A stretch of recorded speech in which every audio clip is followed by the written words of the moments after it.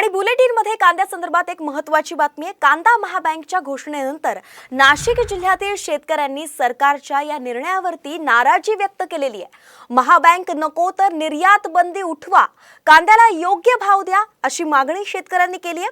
सरकारने निवडणुका डोळ्यांसमोर ठेवून निर्णय घेतला असल्याची टीका सुद्धा शेतकऱ्यांनी केलेली आहे। शेतकऱ्यांचं नेमकं काय म्हणणं आहे जाणून घेतलंय आमचे प्रतिनिधी अभिजित सोनवणे यांनी।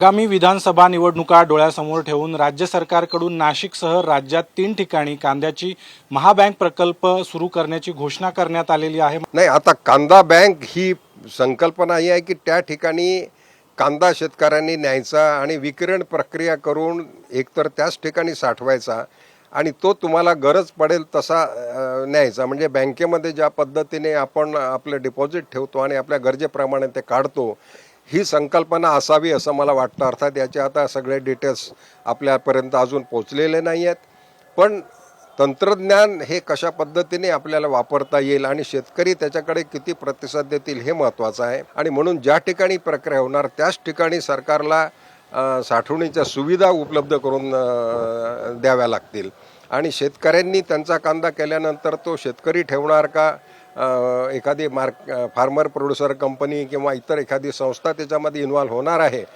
तर त्या बातमीमध्ये किंवा त्या कालच्या मीटिंगमध्ये मला वाटतं असं ठरलेलं आहे की हा प्रकल्प काही फार्मर प्रोड्युसर कंपन्यांच्या माध्यमातून राबवल्या जातील।